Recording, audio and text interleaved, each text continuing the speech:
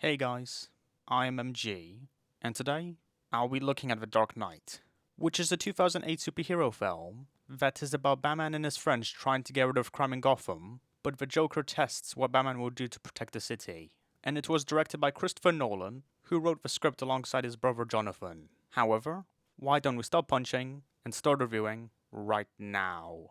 Obviously, the greatest aspect of this movie is the Joker himself, who is so menacing yet funny at the same time, which is mainly thanks to Heath Ledger's performance, who was outright fantastic. It will never not be said that he died before this came out, but he left off with a spectacular performance, who essentially becomes the character, and he does it so convincingly that easily makes him the highlight of the film.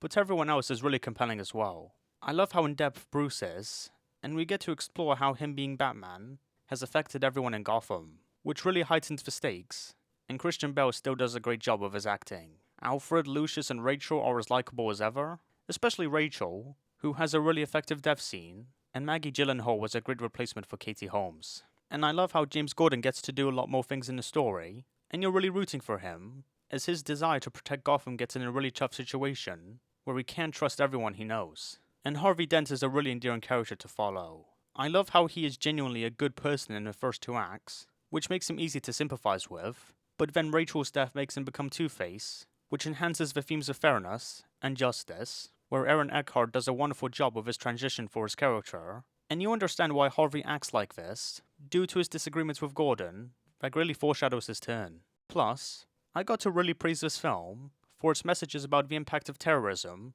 and themes of morality, since it's a wonderful showcase of how people in Gotham can be affected by this, and establishes really nicely that not everyone is to be trusted, which not only increases the tension, but it also has a great reflection upon the real world, which really makes you feel unsafe throughout the whole runtime when betrayals start happening. And I love how no one decides to blow up any of the boats, which is a great representation that, despite how cruel the world can be, there are still some good people living in them. And the action is insanely memorable, which has way smoother editing than the original, and yet it feels as if it obtained a lot more energy in a way that was captivating. Like the opening scene was tightly directed, all the action scenes with Batman has stellar choreography, and it just proves to show how talented Nolan is as the director, where his direction is just immaculate, that features nice editing, and beautiful cinematography, with amazing practical and visual effects, that look absolutely wonderful. The music is still as amazing as ever, that still manages to add the heroism, and the tense nature of everything going on.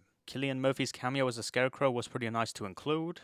The pacing is outright perfect, especially for a film that is 2.5 hours. But yet, it never felt slow or drawn out, as I believe every single scene progressed amazingly through the narrative, which is impressive how the whole script was so confident in itself, by implementing a much more serious and realistic tone, that I quite admire, and really makes the sequel seem a lot more bigger and dangerous than its predecessor, which barely features any light-hearted moments, but still feels natural, despite taking itself really seriously. Do I have any issues? Well, the plot does become a little weaker by the time it gets to the third act, which wasn't as engaging, because while the stakes were still high, it doesn't feature that many character moments, where I think it could have allowed more of that to happen. And Christian Bale's Batman voice is a little bit more sillier than I would have preferred it to be, as it's not the most suitable voice to be in a serious movie. But it's not bad at all. Overall, this is a masterpiece of a sequel, but it's no wonder why its recognition is so high, where I would absolutely recommend it,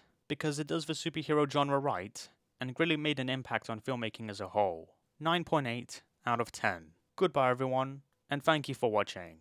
Bye!